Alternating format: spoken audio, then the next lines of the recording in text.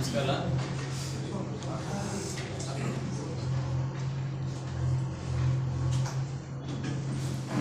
ಈ ನಮ್ಮ ಮುಳಬಾಗಿಲು ತಾಲೂಕಿನ ವಿಶ್ವಕರ್ಮ ಜಯಂತ್ಯೋತ್ಸವಕ್ಕೆ ಈ ಒಂದು ವೇದಿಕೆಯನ್ನು ಅಲಂಕರಿಸಿದಂತಹ ನಮ್ಮ ಅಧಿಕಾರಿಗಳಿಗೆ ಹಾಗೂ ನಮ್ಮ ವಿಶ್ವಕರ್ಮದ ಹಿರಿಯರಿಗೂ ಕಿರಿಯರಿಗೂ ನಮ್ಮ ಪತ್ರಿಕಾ ಮಿತ್ರರಿಗೂ ಯೂಟ್ಯೂಬ್ ಚಾನಲ್ ಅವರಿಗೂ ಧನ್ಯವಾದಗಳನ್ನ ತಿಳಿಸ್ತಾ, ವಿಶ್ವಕರ್ಮ ಜಯಂತ್ಯೋತ್ಸವದ ಶುಭಾಶಯಗಳನ್ನ ತಿಳಿಸ್ತಾ, ಈ ದಿನ ಪ್ರತಿ ವರ್ಷದಂತೆ ಪ್ರತಿಯೊಂದು ಕುಲ ಬಾಂಧವರಿಗೂ ಒಂದೊಂದು ಆಚರಣೆ ಅನ್ನೋದು ಬರುತ್ತೆ.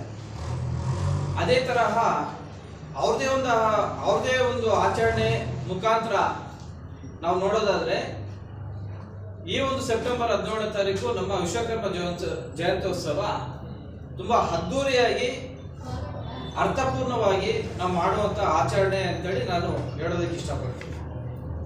ಈ ಒಂದು ವಿಶ್ವಕರ್ಮ ಸಮುದಾಯಕ್ಕೆ ಸಂಬಂಧಪಟ್ಟಂತೆ ಆಚಾರಿ ಅಂತಂದ್ರೆ, ವಿಶ್ವಕರ್ಮ ಅಂತಂದ್ರೆ ಯಾರು ಅನ್ನೋ ಒಂದು ಮಟ್ಟಕ್ಕೆ ಹೋಗುವಂತ ಸಂದರ್ಭದಲ್ಲಿ ಆ ಒಂದು ನಮ್ಮ ಜಕ್ಕಣಾಚಾರ್ಯವರಾಗಿರ್ಬೋದು, ಡಂಕಣಾಚಾರ್ಯವರಾಗಿರ್ಬೋದು, ಅವರ ಒಂದು ಸ್ವರೂಪನ ಪಡ್ಕೊಂಡು ಅವರ ಒಂದು ಮುಖಾಂತರ ಈ ಡಂಕಣಾಚಾರಿ ಜಕ್ಕಣಾಚಾರಿ ಎಲ್ಲರೂ ನಾವು ಕಟ್ಟುಕತೆಯಲ್ಲಿ ನಾವು ಪ್ರತಿಯೊಂದು ಪಠ್ಯ ಪುಸ್ತಕಗಳಲ್ಲಿ ನಾವು ಓದ್ತಾ ಇದ್ವಿ, ಕೇಳಿಸ್ಕೊಳ್ತಾ ಇದ್ವಿ.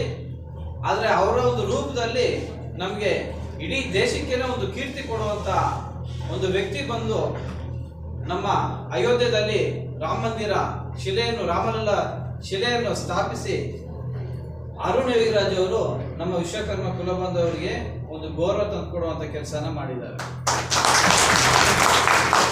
ಈ ಒಂದು ಸಂದರ್ಭದಲ್ಲಿ ನಾವು ಅರುಣ್ ಯೋಗಿರಾಜ್ ಅವರು ಕೂಡ ವಿಶ್ವಕರ್ಮದ ಜಯಂತ್ಯೋತ್ಸವನ ಹೇಳುವಂತ ಒಂದು ಶುಭ ದಿನ. ಈ ದಿನ ನಾವು 17ನೇ ತಾರೀಕು 30 ಪಂಚಾಯತಿಗಳಿಂದ 30 ಪಲ್ಲಕ್ಕಿಗಳ ಮುಖಾಂತರ ಈ ಒಂದು ಜಯಂತಿನ ನಾವು ಮಾಡಬೇಕಾಗಿತ್ತು.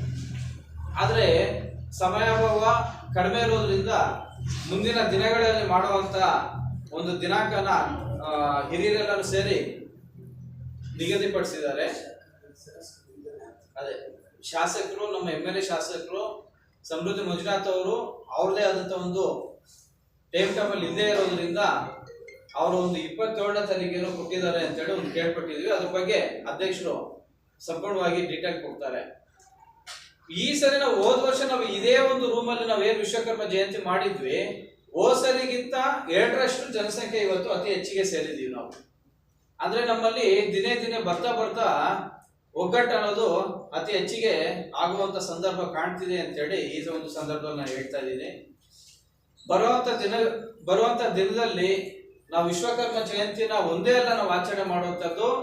ನಮ್ಮಲ್ಲಿರುವಂತಹ ಒಂದು ತೊಂದರೆ, ಕುಂದು ಕೊರತೆಗಳೇನಿದೆ, ವಿಶ್ವಕರ್ಮ ಸಮುದಾಯದವರಿಗೆ ಸಂಬಂಧಪಟ್ಟಂತೆ ಏನು ಕುಂದು ಕೊರತೆಗಳಿದೆ ಅದ್ರ ಬಗ್ಗೆ ಎಲ್ಲಾನು ಕೂಲಂಕುಷವಾಗಿ ಕುತ್ಕೊಂಡು ತುಂಬಾ ಸಮಾಧಾನವಾಗಿ ನಾವು ಮಾತಾಡ್ಕೊಂಡ್ರೆ ಇದೆಲ್ಲ ಪರಿಹಾರ ಆಗುತ್ತೆ. ಇಲ್ಲ ಅಂತಂದ್ರೆ ಬರೋ ವರ್ಷನೂ ಈ ತರ ಬಂದು ನಾವು ಜಯಂತಿ ಮಾಡ್ಕೊಂಡು ಹೋಗ್ಬೇಕಾಗುತ್ತೆ ಅಷ್ಟೇನೆ. ಸೊ ಹಾಗಾಗಿ ಈ ಒಂದು ಸಮಾವೇಶ ಆದ ನಂತರ ನಾವೆಲ್ಲರೂ ನಮ್ಮ ವಿಶ್ವಕರ್ಮ ಸಮುದಾಯ ಭವನದಲ್ಲಿ ಇವತ್ತು ನಾವು ಸೇರ್ಬೋದು. ಇಲ್ಲಿಂದ ಹೋಗ್ತಿದ್ದಂಗೆ ನಾವು ಅಲ್ಲೋಗಿ ಸೇರಿ ಒಂದಷ್ಟು ಚರ್ಚೆ ಮಾಡಿ ಯಾವ ದಿನ ನಾವು ಒಳ್ಳೆ ದಿನ ನಾವು ಒಂದು ವಿಶ್ವಕರ್ಮ ಜಯಂತಿ ಉತ್ಸವಕ್ಕೆ ನಾವು 30 ಪಂಚಾಯತಿಗಳಿಂದ 30 ಪಲ್ಲಕ್ಕಿಗಳನ್ನ ಯಾವ ರೀತಿಯಲ್ಲಿ ನಾವು ತರಿಸುವಂತ ಕಾರ್ಯಕ್ರಮ ನಾವು ಮಾಡಬೇಕು, ಆ ಒಂದು ಪಂಚಾಯತಿಯಲ್ಲಿ ಯಾರಿಗೊಂದು ಜವಾಬ್ದಾರಿ ವಹಿಸಬೇಕು, ಯಾರು ಅಚ್ಚುಕಟ್ಟಾಗಿ ಆ ಒಂದು ಜವಾಬ್ದಾರಿನ ನಿಭಾಯಿಸ್ಕೊ ಬರ್ತಾರೆ.